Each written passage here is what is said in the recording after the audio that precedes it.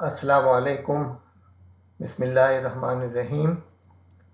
हम आज से फैमिली बिजनेस के मामलात के हवाले से एक नया तरबियती प्रोग्राम शुरू कर रहे हैं।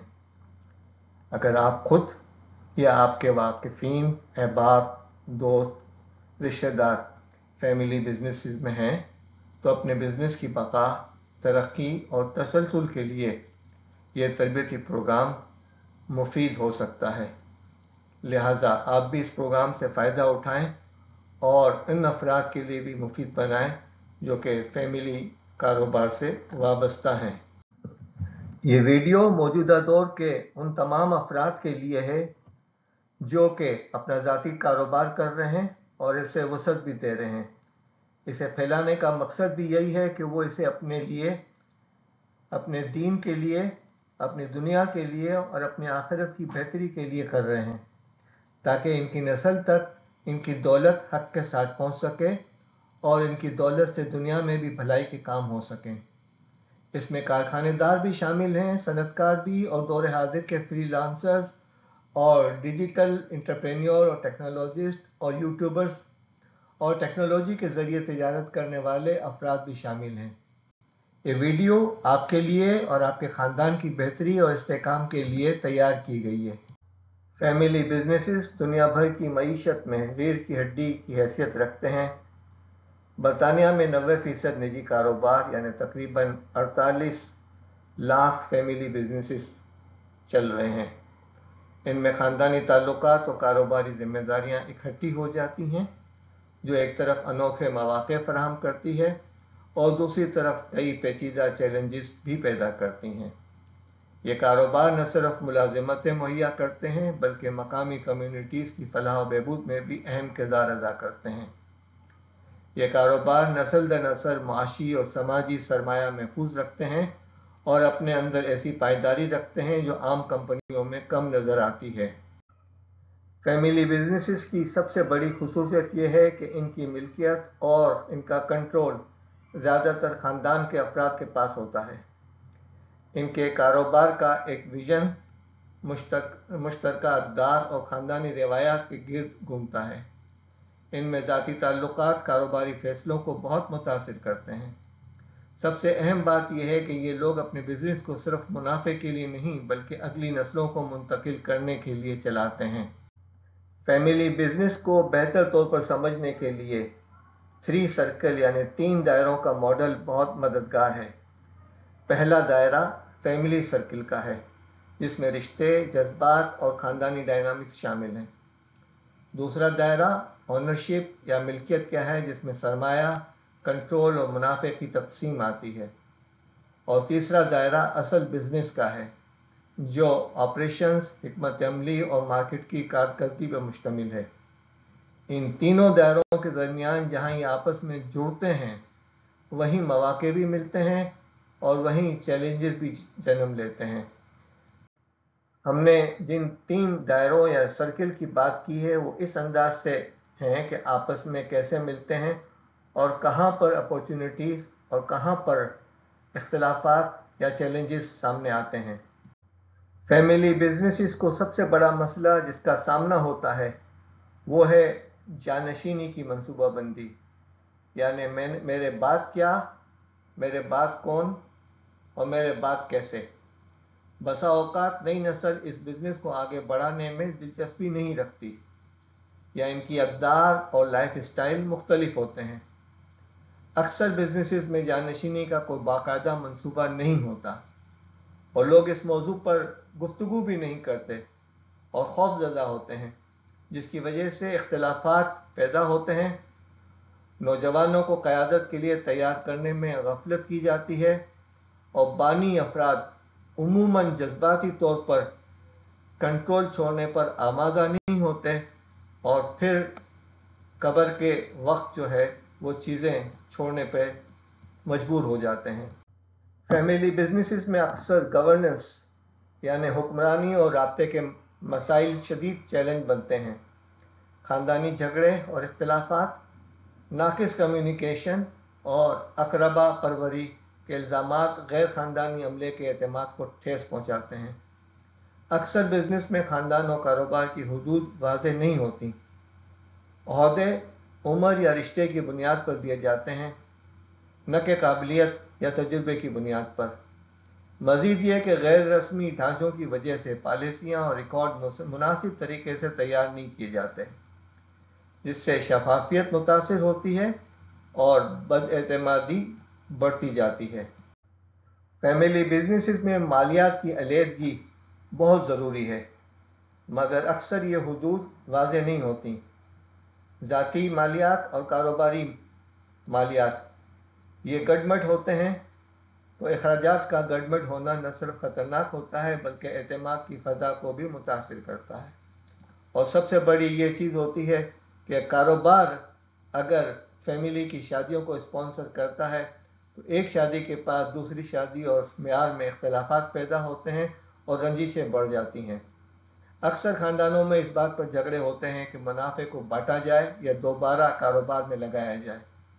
مزید یہ کہ سرمایہ لانے اور کاروبار کی صحیح قیمت کے اندازے پر یعنی ویلیویشن پر مختلف آرا ہوتی ہیں، جو بزنس کے فیصلوں میں رکاوٹ ڈالتی ہیں۔ ایک کامیاب فیملی بزنس کے لیے گورننس یعنی حکمرانی واضح اور مضبوط ڈھانچہ بنانا نہایت اہم ہے۔ سب سے پہلے ایک فعال بورڈ آف ڈائریکٹرز قائم کریں جو کاروبار کی نگرانی اور فیصلوں میں شفافیت فراہم کریں۔ فیصلہ سازی، رابطہ کاری اور اختلافات کو حل کرنے کے لیے رسمی نظام بنائیں۔ فیملی کونسلز فیملی کے اندرونی معاملات اور ملکیتی معاملات کے لیے ایک بہترین فورم ثابت ہو سکتی ہے۔ اس کے ساتھ ساتھ پروفیشنل مینجمنٹ کا نفاذ کاروبار کو مستحکم اور قابل اعتماد بناتا ہے۔ فیملی بزنس کے لیے ایک فیملی آئین یعنی دستور تیار کرنا بہت ضروری ہے، جو تمام خاندانی اقدار، اہداف، رول اور فیصلہ سازی کے اصولوں کو وضاحت سے بیان کرے۔ ہر فرد کی ذمہ داری اس کی قابلیت کے مطابق ہونی چاہیے تاکہ انصاف اور کارکردگی ممکن ہو۔ پروفیشنل بورڈ جس میں کچھ غیر خاندانی افراد شامل ہوں ایک غیر جانبدار رائے دے سکتا ہے اور گورننس کو بہتر بناتا ہے۔ اور آخر میں شفافیت جسے ٹرانسپیرنسی کہتے ہیں، یعنی شفافیت کے لیے باقاعدہ خاندانی ملاقاتیں اور رپورٹنگ کا نظام اپنانا ضروری ہے تاکہ ہر فرد آگاہ بھی رہے اور متفق بھی رہے، یعنی ٹرانسپیرنسی بہت اہم ہے۔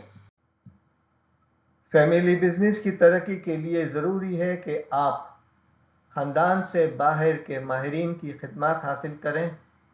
یہ ماہرین کاروبار میں نئی بصیرت، تجربہ اور مہارتیں لاتے ہیں جو صرف خاندان تک محدود افراد نہیں لا سکتے۔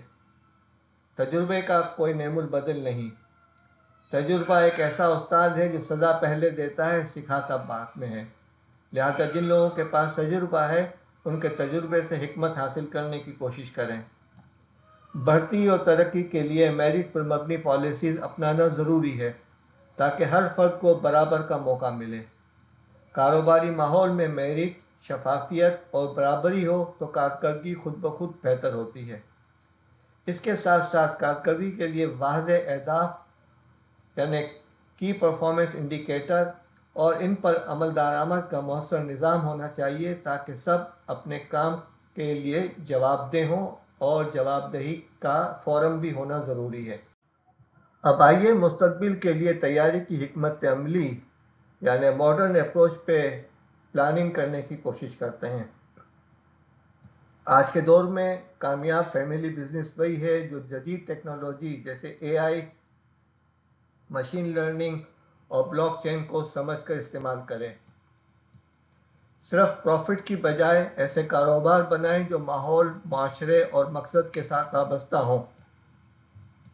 آج کے خاندان پہلے جیسے نہیں رہے، نسلیں بدل رہی ہیں، ترجیحات تبدیل ہو رہی ہیں، اس لیے آپ کو نئے خاندانی ڈھانچوں کے لیے تیار کرنا ہوگا۔ اسی طرح معاشی بحران، وبائیں، عالمی اتار چڑھاؤ جیسے حالات کے لیے ریزیلینٹ بزنس ماڈل بنانا ناگزیر ہے۔ اب آئیے ہم گفتگو کرتے ہیں کہ آگے بڑھنے کے راستے کے حوالے سے ہماری روایات اور ہماری جدت کے اندر توازن کیسے پیدا ہو۔ فیملی بزنس کو روایات سے جوڑے رکھنا ضروری ہے، یعنی اقدار، ویلیوز اور ایتھیکل سٹینڈرڈز کو برقرار رکھنا بہت ضروری ہے، لیکن ان روایات کو جمود بننے نہیں دینا۔ کامیابی کا راز یہ ہے کہ آپ ان روایات کو جدید سوچ اور تقاضوں کے ساتھ ہم آہنگ کریں۔ ایسا بزنس ماڈل بنائیں جو نہ صرف آپ کی فیملی کی میراث کو برقرار رکھے بلکہ اسے آنے والے اوقات میں مزید مضبوط کرے۔ مسابقت یعنی مقابلے میں پیچھے نہ رہنے کے لیے پائیدار حکمت عملیوں اور آگاہی کو فروغ دیں۔ یہ وقت ہے فیصلے کرنے کا تاکہ آپ کا کاروبار نسلوں تک چلتا رہے۔ اس کے لیے منصوبہ عمل بنانا بہت ضروری ہے، اور اس پریزنٹیشن میں ہم آپ سے یہی بات کر رہے ہیں کہ منصوبہ عمل بنانے کی کوشش کریں۔ کامیاب فیملی بزنس کے لیے ضروری ہے کہ آپ شروعات ہی سے گورننس یعنی حکمرانی کو نافذ کریں۔ نوجوان نسل کی تعلیم و تربیت میں سرمایہ کاری کریں تاکہ وہ بہتر قیادت فراہم کر سکیں۔ رابطے کو شفاف بنائیں اور اختلافات کے حل کے لیے کوئی مستقل نظام بنائیں۔ سب سے اہم بات یہ ہے کہ جانشینی اور گورننس کے پیچیدہ معاملات میں ماہرین سے مشورہ ضرور لیں۔ آخری پیغام یہی ہے کہ گورننس صرف کنٹرول حاصل کرنے کا ذریعہ نہیں بلکہ آنے والی نسلوں کے لیے مضبوط اور کامیاب میراث چھوڑنے کا ذریعہ ہے۔ اب آئیے آخر میں کچھ تلخ باتیں کرتے ہیں۔ یہ بات واضح رہے کہ کاروبار آپ کے پاس ایک امانت ہے۔ اس کی ملکیت وراثت میں تقسیم ہو جاتی ہے۔ اس کی وسعت روزگار فراہم کرتی ہے۔ ایک فرد کے روزگار کے ذریعے 7 افراد کی کفالت ہوتی ہے۔ آپ کے کاروبار کے نفع سے ریاست کو ٹیکس جاتا ہے۔ اس ٹیکس کے ذریعے سے حکومتی نظام چلتا ہے، انفراسٹرکچر بنتا ہے۔ آپ کی دولت پر زکوٰۃ کے ذریعے مال ایک سلائڈ کے انداز سے غریبوں تک پہنچتا ہے۔ ہم سب رب کریم کے شکر گزار ہیں کہ اس نے ہمیں باقی نعمتوں کے ساتھ ساتھ مال و دولت کی نعمت بھی دی۔ ہم اس نعمت کے شکر گزار ہیں۔ نعمت ایک جنگلی جانور ہے، اسے شکر کی زنجیروں سے باندھ کر رکھنا ضروری ہے۔ جنگلی جانور بہت طاقتور ہوتا ہے اور جلدی بھاگنے کی کوشش کرتا ہے۔ ان جانوروں کو باندھنے کے لیے مضبوط زنجیروں کی ضرورت ہوتی ہے، لہذا ہمارا شکر بھی بہت مضبوط، مستحکم اور مستقل ہونا چاہیے۔ ہم در حقیقت اس دنیا میں قلیوں کی طرح یعنی لوڈر کی طرح اپنے مال کو ایک جگہ سے دوسری جگہ پر رکھ رہے ہیں۔ ہم سب اس دنیا سے رخصت ہوتے ہوئے صرف چند گز کفن لے کر جانے والے ہیں۔ کسی نے کیا خوب کہا کہ ہر شخص عدم سے تن عریاں لے کر شہر ہستی میں خریدار کفن آتا ہے۔ لہذا اپنے معاملات کو درست کر لیں، اپنی اولاد کے ساتھ عدل کریں، بہنوں، بیویوں، ماؤں اور بیٹیوں کو ان کا حق دیں، اور ان کے لیے وہ نصیحت چھوڑ کے جائیں، وہ وصیت چھوڑ کے جائیں کہ آپ کے جنازہ اٹھنے کے بعد یعنی آپ کی موت کے بعد ان کی کوئی حق تلفی نہ کریں۔ اپنے معاملات ایسے رکھیں کہ آپ کے جنازہ اٹھنے سے پہلے آپ کا کوئی قریبی فرد اپنے آنسوؤں کے ساتھ آپ کے چہرے کا دیدار کرتے ہوئے رب کریم سے کوئی شکایت نہ کر رہا ہو۔ اپنے معاملات کو ٹھیک کر لیں، اپنے بکھرے ہوئے معاملات کو سمیٹ لیں، کاروباری معاملات کو لکھ لیں۔ یہ استحکام کی جانب ایک راستہ ہے اور دینی احکام کے بھی تقاضے ہیں، لہذا اس دنیا سے جانے سے پہلے اپنے معاملات کو ٹھیک کرنے کی کوشش کریں۔ وما علینا الا البلاغ۔ آپ کا شکریہ کہ آپ نے یہ ویڈیو سنی۔ ہم اس سلسلے میں تربیتی کورس تیار کر رہے ہیں. ہمیں امید ہے کہ اس طوالت کی کوئی 8 ویڈیوز بن جائیں گی. امید ہے آپ بھی، آپ کی مارکیٹ کے لوگ، آپ کے چیمبر اور آپ کی مارکیٹ کمیٹی کے لوگ، احباب، رشتہ دار بھرپور فائدہ اٹھائیں گے. اس کے لیے آپ اسے شیئر کر دیں گے تو کاروباری طبقے تک یہ باتیں پہنچ جائیں گی. ہم نے اردو زبان میں خاندانی کاروباری دستور تیار کر لیا ہے. آپ تک پہنچانے کا طریقہ جلد واضح ہو جائے گا انشاءاللہ. اگر یوٹیوب، فیس بک، لنکڈ ان، امیزون اور گوگل پر اردو اور انگریزی میں بشیر جمعہ تلاش کریں گے تو آپ کو مفید چیزیں مل جائیں گی. انشاءاللہ اگلی ویڈیو میں پھر ملاقات ہوگی.